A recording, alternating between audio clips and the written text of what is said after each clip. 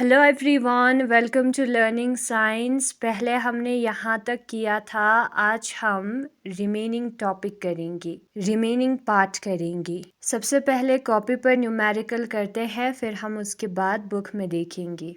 जो हमारा Schrodinger equation था पीरियोडिक पोटेंशियल के लिए, वो था del D square psi upon D X square plus 2m divided by H cross square E minus V X psi जो है वो 0 के बराबर है। ना हम सपोज करते हैं कि जो F of X plus A है और G of X plus A है वो इस इक्वेशन का सल्यूशन है। तो क्या होगा, तो जो F of X plus A है वो बराबर होगा alpha 1 F of X plus alpha 2 G of X के, और G of X plus A जो है वो बराबर होगा beta 1 F of X plus beta 2 G of X के। अब यहाँ पर जो एफ ऑफ एक्स और जी ऑफ एक्स है वो भी इस वाले ऊपर वाले इक्वेशन का सल्यूशन है, श्रोडिंगर इक्वेशन का सल्यूशन है, दो रियल इंडिपेंडेंट सल्यूशन। तो उसका सम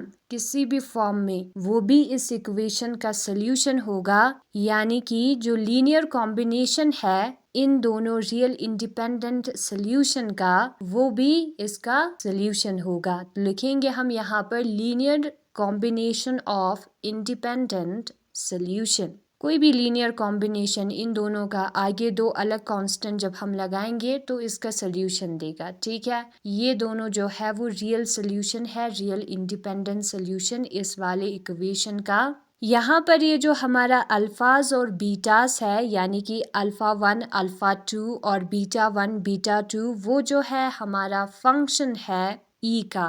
coefficients of F of x और जी एक्स जो है वो ई का फंक्शन है ना। हम सपोज करते हैं कि जो साई एक्स है, साई इटसेल्फ, वो भी अनदर सॉल्यूशन है इस वाले इक्वेशन का। तो क्या होगा, तो जो साई एक्स है वो हमारा कॉम्बिनेशन होगा एफ ऑफ एक्स और जी एक्स का, यानी कि साई एक्स हमारा बराबर होगा A F of X plus B G X के। अब अगर हम यहाँ पर x प्लस ए पुट करें x की जगह पर, तो यहाँ पर भी f ऑफ x प्लस ए आएगा और यहाँ पर भी g ऑफ x प्लस ए आएगा। ऐसा हम करते हैं फंक्शन में। ठीक है, x को चेंज करेंगे तो हर जगह x का वैल्यू चेंज होगा। ऊपर हमने f ऑफ x प्लस ए का वैल्यू निकाला था, उसको हम पुट करेंगे जो कि हमारा है alpha 1 f of x plus alpha 2 g of x। फिर g ऑफ x प्लस ए का भी वैल्यू हमने निकाला था, उसको हम पुट करेंगे ब्रैकेट में beta 1 f of x plus beta 2 g of x। ना हम ए से इंटू करते हैं ब्रैकेट के अंदर वाले टर्म को, तो A alpha 1 F of X plus A alpha 2 G of X आएगा। फिर हम B beta 1 F of X लिखेंगे, बी के साथ इंटू करते हैं, plus B beta 2 G of X लिखेंगे।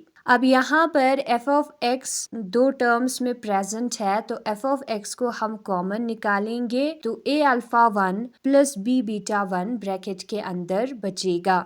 और g ऑफ x वाले दो टर्म्स है, तो हम g ऑफ x को कॉमन निकालेंगे, ब्रैकेट के अंदर बचेगा a alpha 2 plus b beta 2। अब ये जो टर्म है ना हमारा ब्रैकेट के अंदर, उसको हम गामा a कंसिडर करेंगे, और gx के जो आगे टर्म है ब्रैकेट के अंदर उसको हम गामा b कंसिडर करेंगे, बीटा नहीं b। ठीक है, तो हमें मिलेगा gamma A F of X gamma B G of X. अब यहाँ पर हम देख सकते हैं कि जो गामा है वो दोनों में प्रेजेंट है, तो उसको हम कॉमन बाहर निकालेंगे, तो ब्रैकेट के अंदर बचेगा A F of X plus B G of X. अब ये जो A F of X plus B G of X है वो साई एक्स के बराबर है, तो यहाँ पर साई एक्स आएगा। तो इससे हमें पता चला कि जो साई एक्स प्लस ए है वो गामा साई एक्स के बराबर है। इस वाले टर्म को हम लिखेंगे ए अल्फा 1 प्लस बी बीटा 1 जो है वो गामा ए के बराबर है। अगर हम गामा ए का साइड चेंज करेंगे तो यहाँ पर माइनस गामा ए आएगा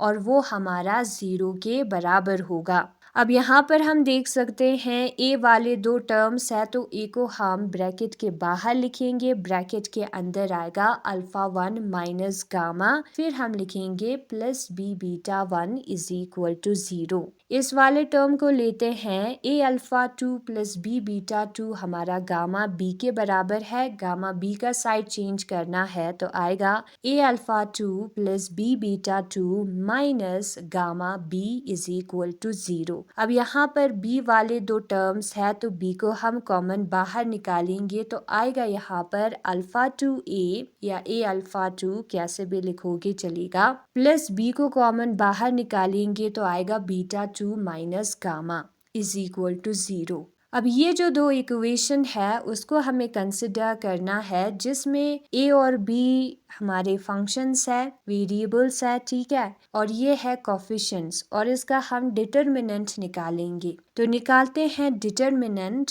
अल्फा 1 माइनस गामा, ठीक है, और b के आगे है बीटा 1 तो बीटा 1 लिखेंगे, a के आगे है अल्फा 2 उसे लिखना है, b के आगे है बीटा 2 माइनस गामा उसे लिखना है, a और b का कोफिशिएंट्स, ठीक है। उसका डिटर्मिनेंट अगर 0 के बराबर है तभी ये सोल्यूशन जो है वो वैनिश नहीं करेगा, ठीक है, नॉन वैनिशिंग सोल्यूशन हमें तभी मिलेगा, अदरवाइज ये टर्म जो है वो गायब हो जाएंगे, कोई सोल्यूशन मिलेगा ही नहीं। तो हमें जो है इस वाले कंडीशन को मानना होगा। तो इससे हमें क्या पता चलता है, नाउ डिटर्मिनेंट निकालते हैं, इसको और इसको इनटू करना है तो alpha 1 minus gamma beta 2 minus gamma आएगा, फिर माइनस हमें लिखना है अल्फा 2 बीटा 1 वो हमारा 0 के बराबर होगा। नाउ अल्फा 1 के साथ इन दोनों टर्म को इनटू करते हैं, alpha 1 beta 2 minus alpha 1 gamma आएगा, फिर माइनस गामा के साथ इनटू करते हैं minus gamma beta 2 minus into minus plus gamma का स्क्वायर आएगा, गामा इंटू गामा, गामा का स्क्वायर होगा, फिर माइनस अल्फा 2 बीटा 1। सबसे पहले हम गामा का स्क्वायर लिखेंगे, फिर उस वाले टर्म को लिखेंगे जिसमें गामा है, माइनस गामा को बाहर निकालना है तो ब्रैकेट के अंदर बचेगा अल्फा 1 प्लस बीटा 2, फिर उसके बाद जो टर्म्स बचता है उसको लिखना है alpha 1 beta 2 minus alpha 2 beta 1 बचता है और वो हमारा 0 के बराबर होगा। ना हम इस टर्म को 1 के बराबर मानेंगे, ठीक है, तो हमें मिलेगा gamma square minus alpha 1 beta 2 gamma plus 1 is equal to 0। तो इसमें हमें दो सोल्यूशन मिलेगा, ठीक है, ये क्वाड्रेटिक इक्वेशन है, स्क्वायर है। तो ना हमने माना था कि जो f ऑफ x और g ऑफ x है वो क्या है, वो हमारा सोल्यूशन है श्रोडिंगर इक्वेशन का। श्रोडिंगर इक्वेशन का सोल्यूशन है, उसका मतलब होगा कि अगर हम साई के जगह पर f या g पुट करेंगे तो हमें जो है श्रोडिंगर इक्वेशन ही मिलेगा, आंसर में 0 मिलेगा।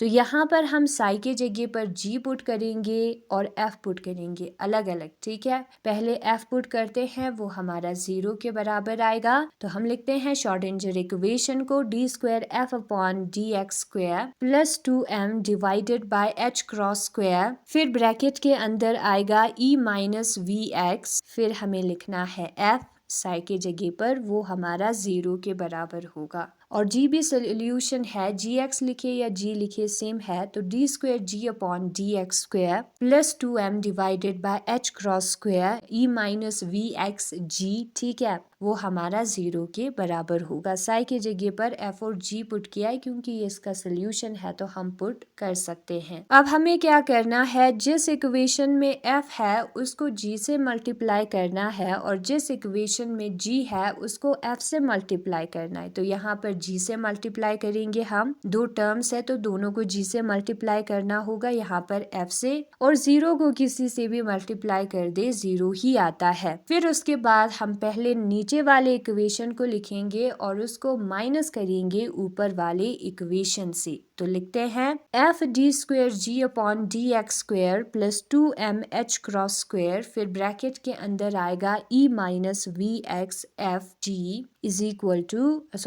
माइनस दूसरे वाले इक्वेशन को लिखते हैं g D square f upon D X square plus 2m minus आएगा, ठीक है, दोनों पे माइनस आएगा, प्लस इंटू माइनस माइनस होता है, माइनस किया है तो माइनस आएगा, 2m divided by h cross square e minus V X G F जो है वो 0 के बराबर होगा। 0 माइनस 0 0 ही होता है। ये दोनों टर्म इक्वल है, ऑपोजिट साइन का है तो कैंसिल हो जाएगा, तो बचेगा यहाँ पर F D square G upon D X square minus G D square F upon D X square is equal to 0। तो f डबल डिफ्रेंसिएशन हमें g का करना है माइनस g डबल डिफ्रेंसिएशन हमें f का करना है, वो 0 के बराबर होगा। एक डिफ्रेंसिएशन को हम बाहर निकालेंगे, ठीक है, तो बचेगा क्या यहाँ पर differentiation with respect to x एक बाहर निकाला है तो यहाँ पर सिर्फ एक ही डेश आएगा, एक ही डिफ्रेंसिएशन बचेगा डबल डिफ्रेंसिएशन की जगह पर, ठीक है, और यहाँ पर भी, और वो हमारा 0 के बराबर है। इसका मतलब क्या है? इसका मतलब है कि ये जो है एक कांस्टेंट है, क्योंकि किसी कांस्टेंट का डिफरेंशिएशन ही 0 होता है। तो इससे हमें पता चला कि एफ जी डैश माइनस जी एफ डैश जो है वो कांस्टेंट है, और इसको हम कहते हैं रॉन्स्किन। प्रोनाउंसिएशन चेक कर लेना गूगल पर, रॉन्स्किन हम कहते हैं, ठीक है ना। हम बुक में देखते हैं कि जो हमारा श्रोडिंगर वेव इक्वेशन है 5.24 वो सेकेंड ऑर्डर डिफरेंशियल इक्वेशन है। यहाँ पर 2 है तो सेकेंड ऑर्डर हम कहेंगे, 2 बार डिफरेंशिएशन हुआ है। तो यहाँ पर क्या होगा, इसके 2 इंडिपेंडेंट सोल्यूशन होंगे। अगर इसका ऑर्डर सेकेंड है, इसका मतलब होगा इसका सिर्फ 2 इंडिपेंडेंट सोल्यूशन होगा। हम मानते हैं वो 2 इंडिपेंडेंट सोल्यूशन है fx और gx, और कोई भी दूसरा सोल्यूशन जो है वो इन दोनों के लीनियर कॉम्बिनेशन से, लीनियर सम से, प्लस से बनेगा, ठीक है ना। अगर हम सपोज करें कि f of x plus a और g of x plus a जो है वो इसका सोल्यूशन है, तो वो f ऑफ x और gx के कॉम्बिनेशन का होगा। fx और gx जो है वो इसका रियल सोल्यूशन है, उसके कॉम्बिनेशन से बाकी सोल्यूशन बनेंगे। तो f of x plus A, g of x plus A वो उसके कॉम्बिनेशन से बना हुआ होगा। आगे हमें कॉन्स्टेंट्स कोफिशिएंट्स भी डालने होते हैं, अल्फा 1 अल्फा 2 बीटा 1 बीटा 2, जहाँ पर अल्फा और बीटा जो है वो e का फंक्शन है। और उसी तरीके से कोई और दूसरा सोल्यूशन है साई x, वो भी f ऑफ x और gx के कॉम्बिनेशन से बना हुआ होगा, और यहाँ पर a और b जो है वो उसके कोफिशिएंट्स है, कॉम्बिनेशन है तो बीच में प्लस आएगा ना। अगर हम यहाँ पर x के जगह पर x प्लस ए पुट करेंगे तो यहाँ पर भी x प्लस ए, यहाँ पर भी x प्लस ए पुट करना होगा। f ऑफ x प्लस ए का वैल्यू हमें पता है, उसको हम यहाँ पर लिखेंगे। g ऑफ x प्लस ए का भी वैल्यू हमें पता है, उसको भी हम यहाँ पर लिखेंगे, ठीक है। फिर उसके बाद अगर हम यहाँ पर गामा ए पुट कर दे इस वाले टर्म के जगह पर, और इस वाले टर्म के जगह पर गामा बी, तो हमें ये वाला इक्वेशन मिलेगा। तो साई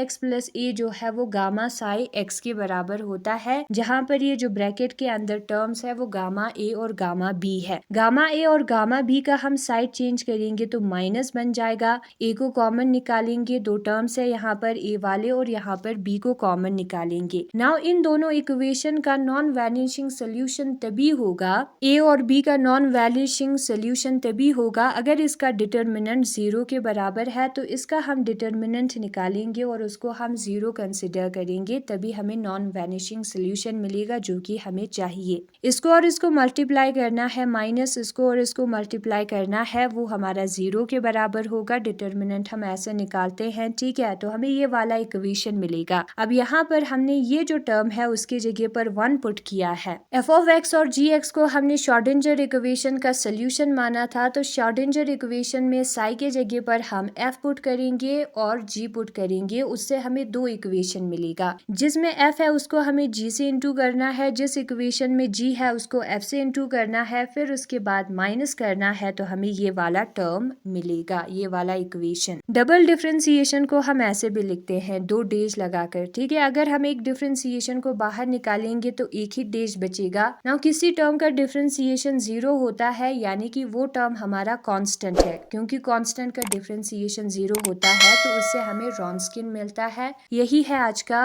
हमारा पार्ट ब्लॉक थ्योरम वाले टॉपिक का। Thanks for watching.